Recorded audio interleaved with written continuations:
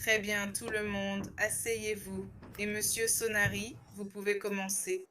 Bonjour mesdames et messieurs les jurés, je sais que ces 5 semaines ont été éprouvantes et vous remercie pour votre patience. Au nom de moi-même, maître Nick Sonardi, de mademoiselle Deborah Toomey, de Katie Raynor, des détectives privés absents aujourd'hui et surtout de Davion Murphy, nous tenons à vous remercier d'avoir accompli votre devoir civique en tant que juré ces dernières semaines.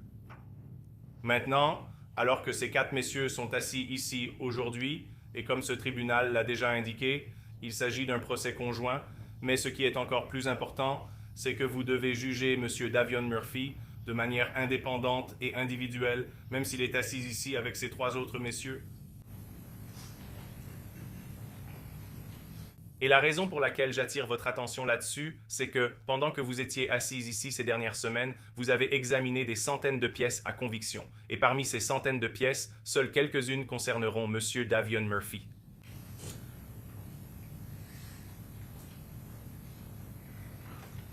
Nous allons commencer par ce que nous savons. Le 22 juin, Davion Murphy a voyagé de Jacksonville à Tampa. Et comme vous l'avez entendu lors du témoignage du détective Ramos, cela a été confirmé par les relevés des lecteurs de plaques concernant la Chevrolet Cruze argentée, ainsi que par les relevés CDR. Nous ne nions pas que Davion était à Tampa, en Floride. Et l'État a présenté de nombreuses preuves. Nous ne nions pas ces éléments de preuve. Les faits et les preuves restent les mêmes. Je ne vais pas me tenir ici à vous raconter une histoire compliquée, ni à vous faire perdre votre temps.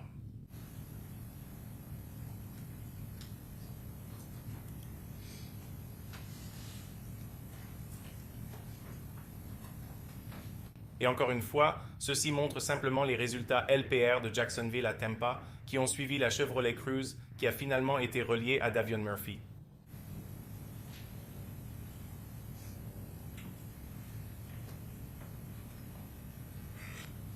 Davion Murphy est finalement arrivé à Tampa. Comme le détective Ramos l'a indiqué, son téléphone a été localisé à l'Airbnb avant la fusillade et l'homicide. Son téléphone a ensuite été localisé à l'Airbnb. Encore une fois, la vidéosurveillance au McDonald's à 1h36 du matin. On le voit sur les images de vidéosurveillance du McDonald's. Il était présent, confirmé par les relevés d'appel et les données du téléphone.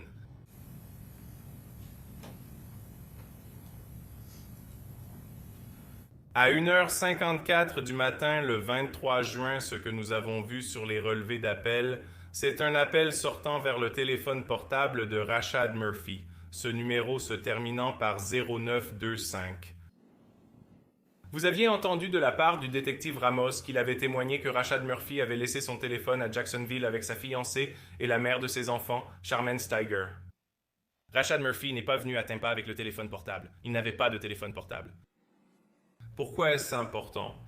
Parce que vous avez également entendu le détective Ramos témoigner qu'il n'y avait aucune relation entre Davion Murphy et Charmaine Steiger. Il n'y aurait aucune raison pour Davion d'appeler Charmaine Steiger. Sur cette base, cela vous amènerait à conclure que Rashad Murphy avait appelé Charmaine Steiger à 1h54 du matin, le 23 juin, pour un appel téléphonique de 26 minutes. À 5h03 du matin, il y a de nouveau un appel entrant provenant de ce même numéro lié à Rashad Murphy et Charmaine Steiger.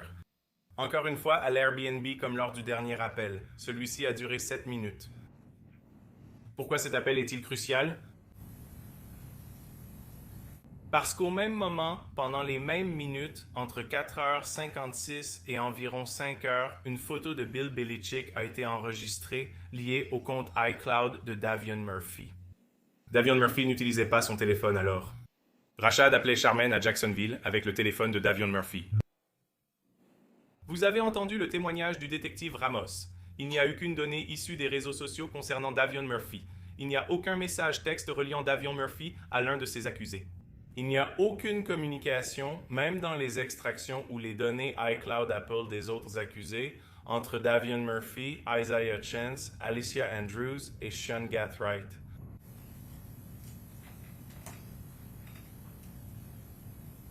Nous avons vu la photo de Bill Belichick. Elle a été ajoutée aux favoris, mais c'est Rashad Murphy qui l'a fait. Encore plus important, Encore une fois, le 23 juin, cette même photo qui était enregistrée sur l'iCloud de Davion Murphy a été publiée sur l'Instagram de GhostSend87. Encore une fois, Davion Murphy n'avait pas de réseaux sociaux. Rashad Murphy avait un compte Instagram et cet Instagram, GhostSend87, était lié à Rashad Murphy. Encore une fois, ceci montre juste les relevés CDR. Le détective Ramos a témoigné que ces relevés ne sont pas toujours exacts et peuvent comporter des parties manquantes. Ils ne suivent pas en continu dans le temps. C'est la même chose avec le timing advance. Il va y avoir des morceaux d'informations manquants. Ce n'est pas un suivi continu des informations. Mais malgré tout, il était actif à Tampa et il était présent à l'Airbnb. Cela a été observé le 23 juin, juste avant que Davion Murphy ne parte dans la Chevy Cruze en direction de Jacksonville.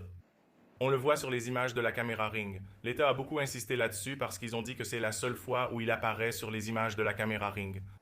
Eh bien, nous avons entendu le détective Ramos et d'autres dire que Rashad Murphy était présent à l'Airbnb et qu'il n'a jamais été vu sur la caméra Ring. C'est lui-même qui a témoigné qu'il était là.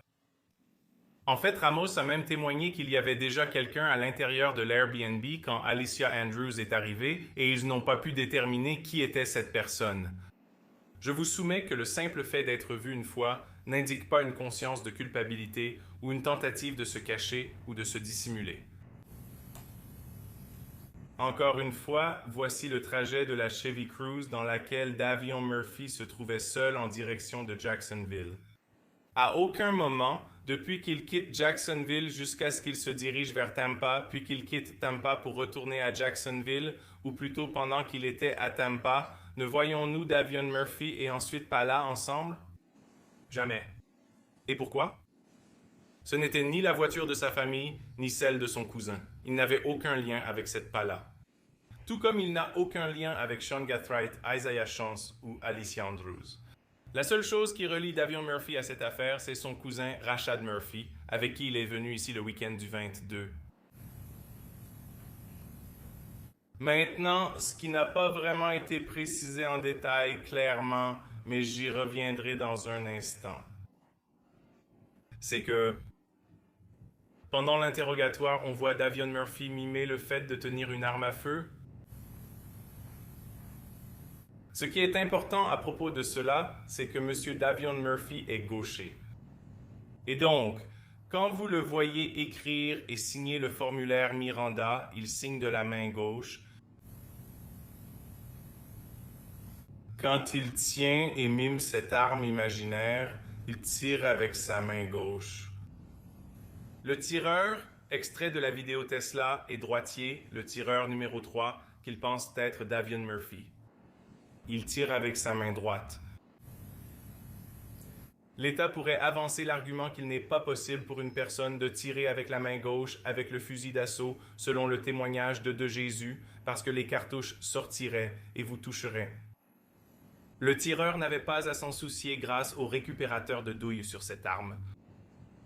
Aucune douille n'aurait touché un tireur tenant l'arme avec la main gauche sur la détente.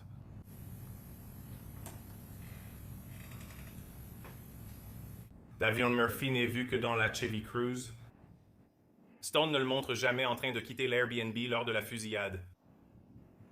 Il n'est jamais vu avec une arme, il n'y a aucune preuve ADN liant Davion Murphy à une arme à feu, à une scène de crime, rien du tout. Il n'y a aucun message texte entre Davion Murphy et les autres accusés montrant un quelconque accord pour venir à Tampa et tuer Julio Fulio Charles Jones.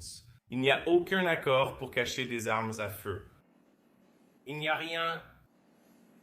Plus important encore, vous avez entendu le témoignage de plusieurs experts en gang qui ne savent même pas qui est Davion Murphy. Ils n'avaient aucune idée de qui il était avant cette enquête. Maintenant, comme vous l'avez déjà entendu de la part de tous les autres avocats de la défense, l'État a le dernier mot. Ce sera donc ma seule occasion de m'adresser à vous.